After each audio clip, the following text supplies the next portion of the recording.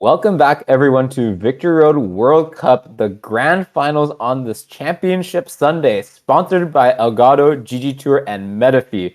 I'm Yuki Zaninovich, and we have Hayden McTavish coming back online. We are at the match point for Canada. What is going through your head right now, Hayden? I could not have more adrenaline pumping through my system, and I'm not even playing the game. I can't even imagine the pressure on both of Yeah. these players to close it out or to bring Thailand back in contention for like a grand finals of that seventh match. We've seen just phenomenal Pokemon this whole day, and I'm really excited for what this next match has in store for us. Yeah, phenomenal Pokemon for sure. And I think we can probably look back at the kind of matches that we've had today.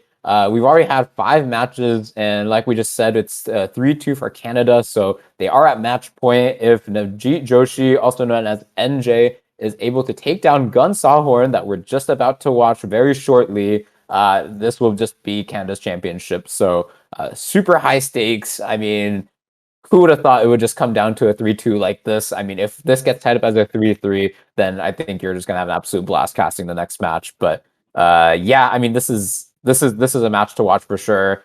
For those who don't know, NJ has been having a tremendous World Cup season, being 8-0, actually having taken down the 2 other undefeateds in the previous 2 weeks. So Raga Malivia from India was 6-0.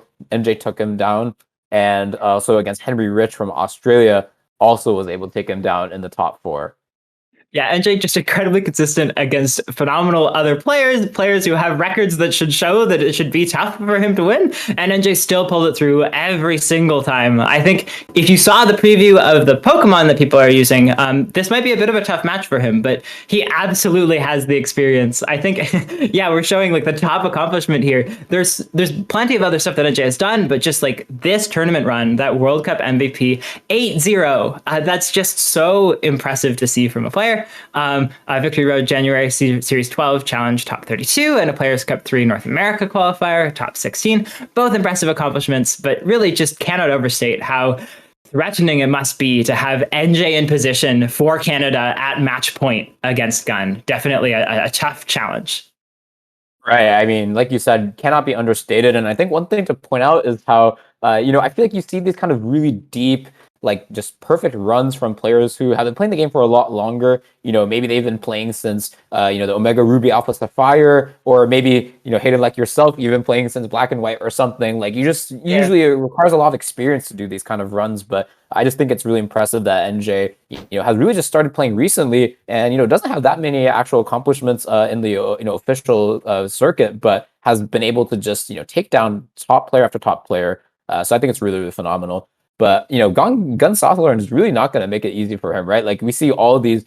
Actually, he has a little bit more of the official accolades, like making top 8 at Thailand Nationals this year, having already played World Cup in the previous year, and getting top 8 in the Asia's Player Cup last year as well. So, and he has a really good record of 4-2 as well. Definitely not something to sneeze at. So, he's gonna have a tough match. And if we see any kind of counter teaming, as we see team preview here, it will be especially tough for him, right? Like we see the Kyurem come out from Gunn's end, which I think is a really excellent Pokemon to have against Pokemon like Venusaur, Kyogre, Torkoal. These Dragon type Pokemon just notorious for being really good against these Fire, Water, Grass cores. So I think it's a great heads up counter team from Gunn to bring this. And over on NJ's side, you usually see him use Zacian Kyogre, sort of dubbed as Swordfish. That's his usual composition, but this time he was kind of afraid of the counter teaming and brought the Calyrex Shadow instead this time. But I think that actually might backfire on him a little bit, because now you don't the Gun doesn't have to over respect Zacian. Like you can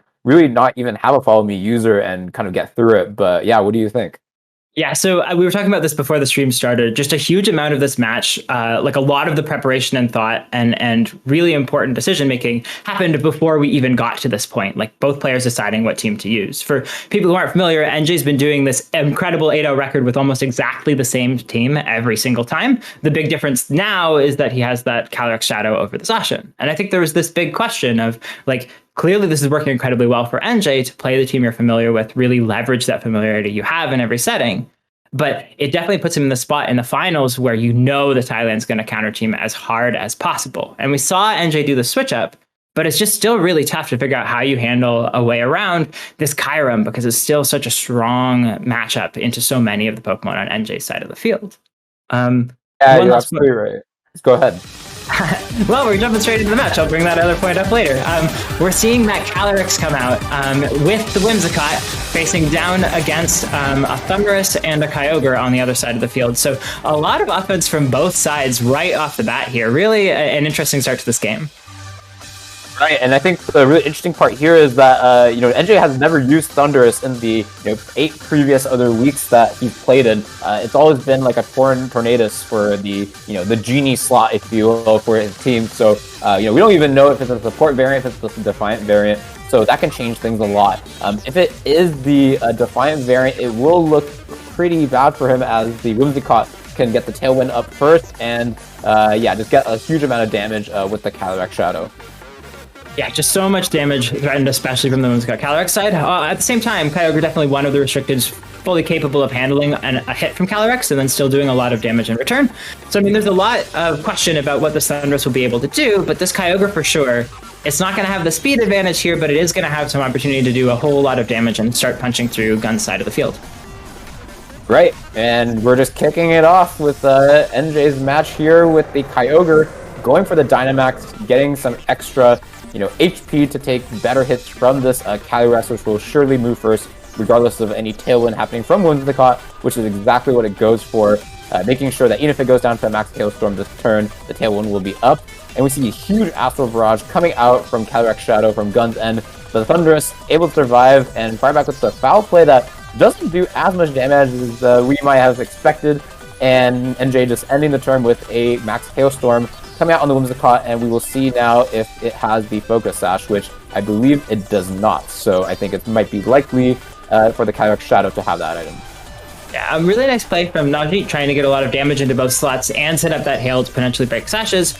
I think, we were both very surprised to see that foul play not take that Calyrex down to its Focus Sash, but given that it didn't, this Calyrex is still in position with that Tailwind to continue doing a lot of damage. So a really nice heads-up play to get that Dynamax out so that you aren't threatened by a KO or something close this turn. Although with that Kyurem coming in, things are still pretty dangerous from Gunn's side of the field against Navjit. Yeah, I totally agree, and just having the the speed advantage, and NJ just not really having any immediate access to a Tailwind, might have to wait for the Whimsicott in the back to come in.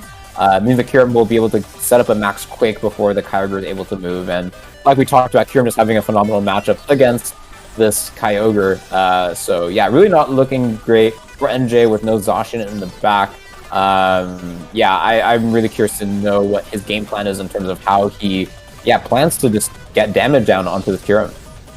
I'm going for that Dynamax, going to be the story of this set, most likely. Getting set up in a situation where it's really not threatened and has so much damage output it can do. Astral Barrage coming out again, going to take out that Thundurus, and it's going to bring that Kyogre down to about 60%. We're going to see that Grim Boost is going to activate. It might not matter if this gets taken down this turn, but we're going to see how much this Kyurem can do into this Kyogre, how much this Max Wormwind is going to be a threat to that Kyogre, and it's doing a lot of damage. That's about half of Kyogre's hit points with it being Dynamaxed. It's going to have a chance to retaliate this turn, but going forwards, without that speed advantage, it's going to be tough for NJ to find a way to handle this Kyurem. I think the question you asked is very much right. What are the options that NJ has for Kyurem?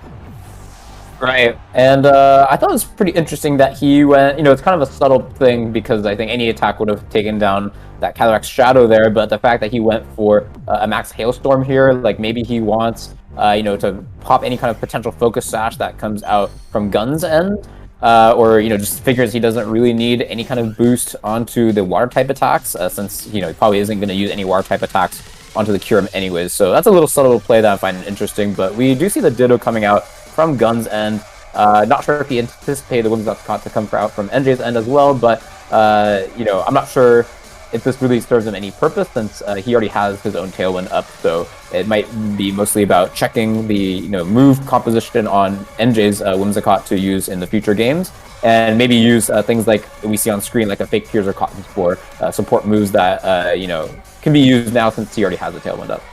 I really like the idea of bringing that Ditto in game one to get that information on the Whimsicott set. That's like such an important thing, especially for Whimsicott, knowing what moves it has. And that's worth even just like putting yourself in a tough spot here. But especially with that Cotton Spore we saw, NJ's going to have a really tough time being able to set up a speed advantage here, because the other Whimsicott could just lock into Cotton Spore, keep clicking that button forever, and this Kyurem's going to be able to do a whole lot. But we're seeing it go for the Moonblast instead, also just putting out a lot of pressure without being able to be hit with that Cotton Spore itself. And we see the turn being closed out from Gunn, going for Max Hailstorm, going through this Focus Sash, even though it procs will be taken down by the Hailstorm at the end of this turn. So yeah, like you said, I think it's really good heads-up play for Gunn. He's really ahead of the game. I don't think he really needs any other Pokemon other than the Kyurem to win this game against NJ. Just having opportunities to get Max Quake boosts, being in Tailwind. So just having the opportunity to look at a support Pokemon like the Whimsicott, seeing its move pool way more valuable than looking at Kyogre's move pool, for example. So yeah, I think this turn will probably just be about maybe going for a Fake Tears or going for a Cotton Spore now that the Tailwind has been matched, and just close out the game for Gunn. I think we do get to see the important piece of information if that Ditto is indeed Choice Scarfed, because that should affect the speed order between it and the Calyrex Shadow, unless I've missed Tailwind fading.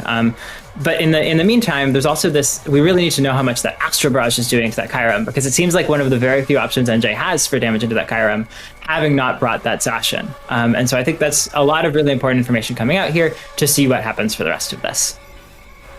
And maybe go ahead. Moonblast coming out, finishing off that Kyogre. Calyrex is going to have a chance. It went for that.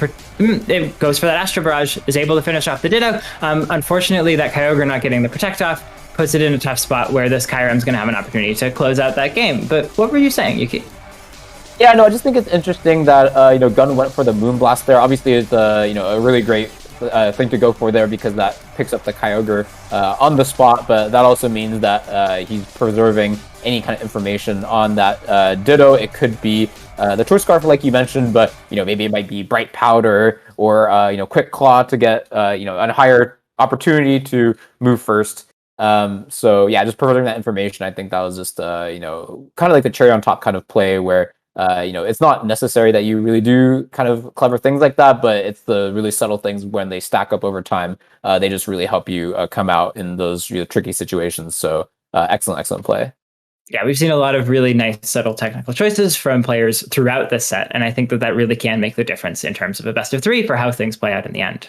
Going forwards, definitely, still we haven't seen NJ come up with a solution to this Kyurem so far. It seemed to just come out and do a bunch of damage every single turn and not really take a lot of damage in return. I think definitely tough. It seems like NJ was anticipating a different kind of counter team and picked that Calyrex Shadow in response, and suddenly is stuck without a Zacian against a Kyurem. And it's definitely an open question how you find that damage into that Kyurem, and how you make sure that you don't commit too many resources to doing that instead of handling the other Pokemon on the field.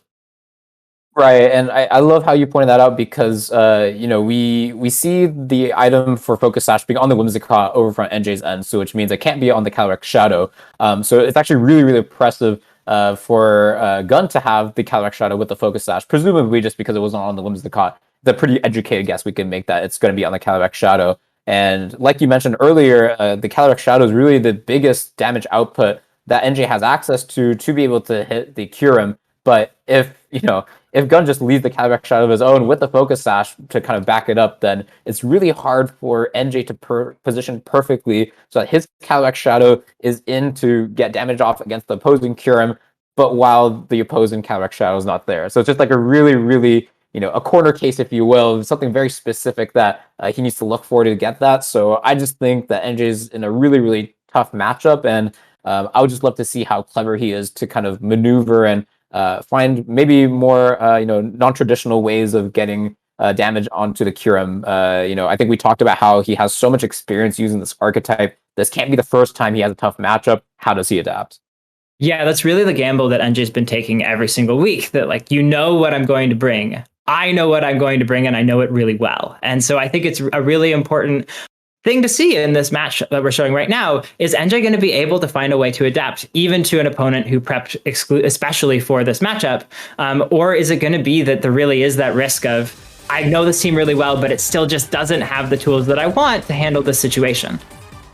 Yeah, you're so right. I just don't think, if we just look back at NJ's, opponent's history, I don't think we've really seen someone double down so much onto counter teaming him. We've seen some, common compositions that have had, some changes and moves here and there to better prep against, the Venusaur, Torkoal or something. But I think we've never seen something so substantial and as extreme as a Kyurem. So we see the lead come out for both players here in game 2.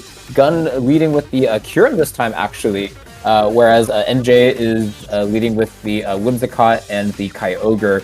So both players making some pretty big adjustments.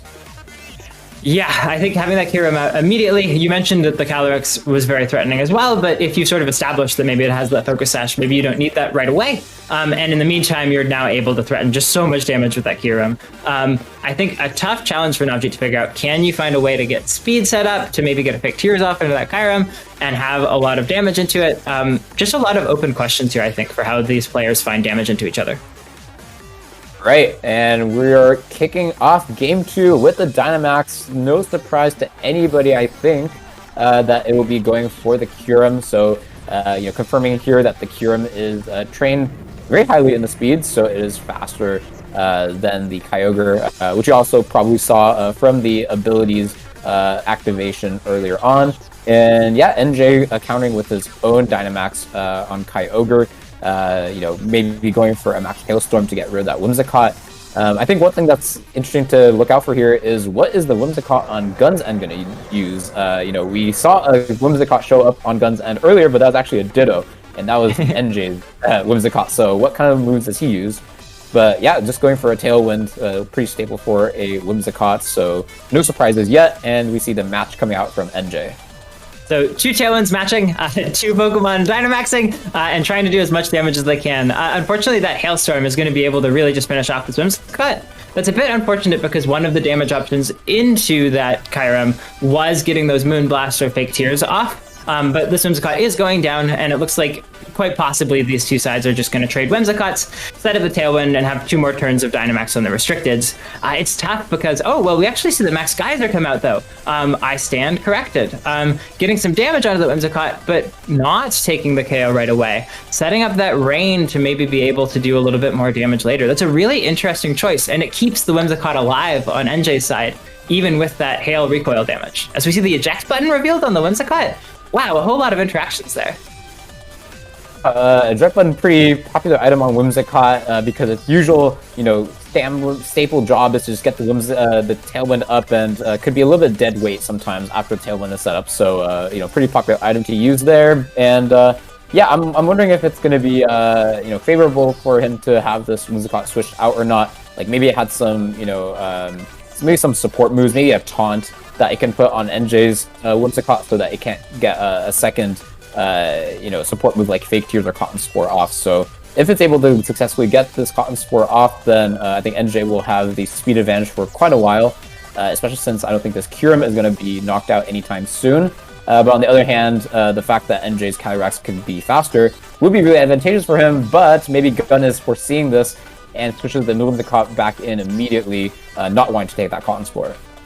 A really nice way to play around the fact that the board position maybe wasn't what Gunn was expecting, and really playing into not losing that Calyrex Shadow. It catches the Max Geyser targeting, going into that Whimsicott slot, and now the Whimsicott's down. That's great. You've gotten Cotton Spore, Aho, and Kyurem. That's great too, but this Calyrex Shadow still in perfect position to be outspeeding and doing a lot of damage going forwards as this Kyurem sets up Max Quakes. You said it before, it's not going anywhere anytime soon, and that's definitely true now with those special defense boosts that it's building up.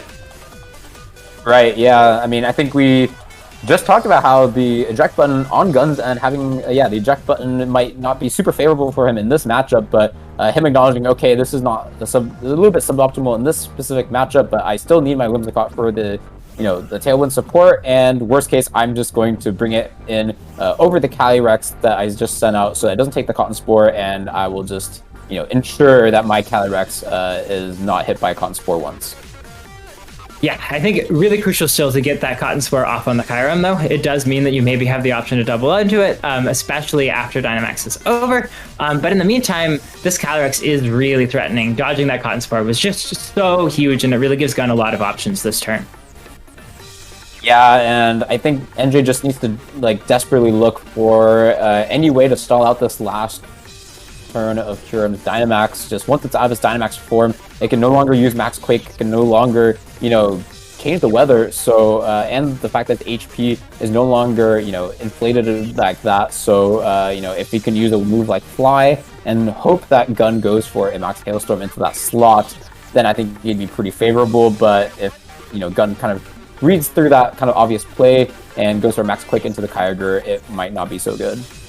As you could call it, Thunderous going for that Fly, hoping to catch a Max move. Gunn doing an interesting adjustment and pivoting that Calyrex Shadow out into a Ditto. Ditto copying the Kyogre and able to take that Max Geyser. So really calling that NJ's priorities would include trying to target down that slot and get rid of that Calyrex, and really preserving it for later in the game. Some really interesting play there. NJ does get the call correctly, though, as you mentioned, and gets that Fly off, so no Max Hailstorm coming out from the Kyurem. And Kyurem doesn't have Hail Up. If it, depending on what Ice type attack it has, it might not be able to reliably take out that Thundurus. Right, and I think I was talking a little bit too much from NJ's perspective, but from Gunn's perspective as well, he wants to stall out this last turn of Kyogre. Yes, the Calyrex Shadow on his end has the Focus Sash, but you definitely don't want to take a War type attack. So both players really doing a great job taking some defensive turns to stall out each other's last Dynamax turn. We do see the Ditto go for Origin Pulse first, so possibly confirming that it is the Twitch Scarf, but oh no, the Fly misses. This is just devastating for NJ. A crucial turn of damage into that Kyurem, totally lost because of that Fly not connecting. That would have been so much important damage because the Kyurem is boosted specially. But in return, Thunderous gets to dodge the Blizzard. Maybe you're okay with that trade. As the Blizzard goes into that, Kyogre gets a good amount of damage off. This Kyurem is terrifying, but now Kyurem's locked in at my reduced speed because we've seen two Pokemon go down on Gunn's side of the field. This Thunderous is still at full health to try to handle the Astro Barrages from this Calyrex. That's really crucial from both sides, getting those avoids to survive a little bit longer. Right, and I'm actually thinking right now that maybe it was a good thing for Gunn to kind of whiff that Max Hailstorm on the last turn, because now he's able to bring his own Calyrex with the Focus Sash still intact. There's no more opportunities for the weather to change, so this Calyrex will most certainly be able to move twice, which is really, really important in this kind of end game. So I think that's a pretty interesting interaction. And we do see it go for Protect, maybe reading the fact that now NJ won't be able to take out this Kyurem in two shots here. Yeah, double targeting, actually. Oh, wow. Into that Calyrex Shadow. The Blizzard comes out. Can it connect this time? No, it can't. Thunderous still dodging that. But Kyogre now very, very, very convincingly in range of this Astro Barrage. Calyrex definitely able to survive that hit. I think the crucial question is, if NJ has Calyrex in the back, is this all going to come down to a speed tie? Gunn's done everything in his power to try to stop that, to try to connect a Blizzard so that this Thunderous can be taken out. But short of that, we might really be in a situation where it's just a broken Focus Sash Calyrex versus another Calyrex that can get a KO. Yep, well, I guess we'll just have to see where this Thunderous goes for its attack. We see that the Astral Barrage take the knockout onto NJ's Kyogre, get the Grenade Roost, which is probably irrelevant at this point. This Thunderous is going for the foul play, like you predicted, onto the Calyrex, knocking off the Focus Sash. And yeah, we finally see the Blizzard connect, knocking out the Thunderous, and just as you had thought, we are getting into a speed dive scenario. I think it really speaks to the experience of NJ to take a matchup that we both thought wasn't favorable and bring it around to this coin flip. I also really like what Gunn did with Calyrex every single turn of this game, playing it so conservatively while it was being targeted in. And it was almost like the Calyrex was using Follow Me every turn and also Protect or switching. And so I think there's a lot of opportunities Gunn had to bring this not to a speed tie if you had connected those Blizzards earlier. But with the way this game has turned out, this is what it's coming down to, is a single coin flip. Will we get a game 3 or will we not? I think we see the speed tie going in favor of Gunn, knocking out NJ's Calyrex that does not have the Focus Sash. And we finally see the MVP being taken down in one of the most crucial sets of the entire tournament. Yeah, I think that's such a huge win for Thailand to have been at match point from an undefeated player and still be able to pull through. That has to give them a lot of confidence going into the 7th game that will decide this whole tournament. I think that's just so much momentum to have. On NJ's side, though, that was really a very well played game too. He gave himself so many different amazing options, and if that coin flip had gone differently, and NJ had been able to get the win this time, or maybe even if that fly had hit, that Chiron was pretty low, maybe there was some way that you would have been able to find a way back into this game. And this was phenomenally played from both players. And I'm just excited that we get a game 7. I totally agree. And, obviously props to NJ for the way and he had played really well just there, as you mentioned. But also on Gunn's end too, right? Like, I think it's really easy to kind of, play. I'm not sure about suboptimally, but you don't have to. Maybe you think you don't have to play perfectly because you have such a good matchup. But I just love, as you pointed out, the fact that he kind of used Rage Powder on his own Cataract Shadow, using Protect there, noticing that his opponent desperately wanted to get the Focus Sash. Basically get some damage onto the Cataract so that you can at least bring it down to the speed tie. So I think that Protect was just devastating and just a really good heads up play for Gunn on that turn. One question I actually have for you though is, I think it's really, just phenomenal for NJ to have come this far with one team almost going completely undefeated. Like, what do you think that says about, these team tournaments and sticking to one team? Because I think most people, they think, oh, I'm in this team tournament. They know who I'm playing against a week in advance. Like, I don't want to be counter teamed, so I'm going to keep switching it up, even though I'm, really comfortable with this one team. Like, he really just went against that way of thinking, was so successful in it. Like, what does that say? Yeah, thank you so much for setting me up. We had a bit of a conversation before the stream began. I think this is just such an important run, not NJ's, is such an important run for deciding the future of how people approach these team tournament sorts of things. Clearly, you can use the same team 8 weeks in a row, and that experience will show, and you will do incredibly well. But there's also this challenge of then how do you handle the fact that it sets you up for these pressure situations where you're really expected to do well and you're in a position to do well, but you know that your opponent is counter teaming you. And I think it was really tough. We saw NJ sort of shift a little bit away from the team that he was most comfortable using and also get counter teamed still. And I think the combination of those things really caused a problem. But I think it gives some interesting questions going forwards. Like, do you take the risk of using the same team because it really worked for NJ? And then when you're in these high pressure situations, how do you handle the fact that you've set yourself up to be potentially counter teamed, but also that you know this team well enough to make it through even with that? Like, NJ was still playing phenomenally. I think there's just so many interesting questions I have from a historical standpoint of how people approach this game. Yeah, I love your analysis, and I'm really glad that you're able to share it here. And definitely, a really big case study for how this way of approaching team tournaments can last. Like, it's definitely going to be one for the history books, like you said. I almost kind of wish that he brought the same 5 or 6 Pokemon that he did in the other weeks, because then it makes it a little bit more of a empirical, I don't know, consistent data set where we say, okay, if he brought the Zacian, like, would that let him actually beat the Kyurem team, because clearly it has a better matchup than the Cataract Shadow, but we don't really know that because he used the Cataract Shadow himself.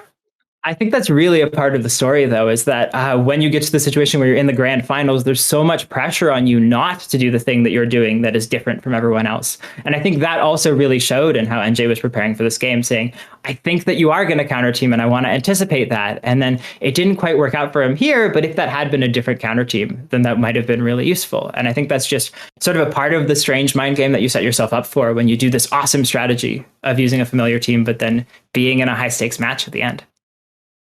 Yeah, just because of how successful he was with basically exact same composition, I think it also could have been possible for him to see success in this matchup as well. But maybe the pressure got to him, or he just discovered, that this 6 is actually a lot stronger or something. We will never know. I'm really looking forward to see what NJ might have to say about this himself on Twitter or something like that. But maybe we can move forward into the grand finals and the big picture here. We're in a 3-3 scenario.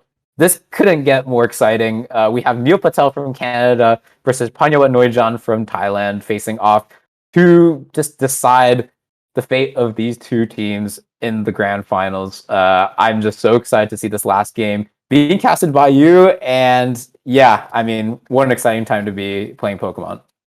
We've seen 10 weeks of competition, grueling, brilliant sets, all coming down to just this one next set we're about to show you that will decide which country wins Victory Road's World Cup of Pokemon. It is all coming down to this moment. I am so excited to be able to show this to you with Stefan. Please do not go anywhere. You do not want to miss this, and I'm so excited to see you after this short break.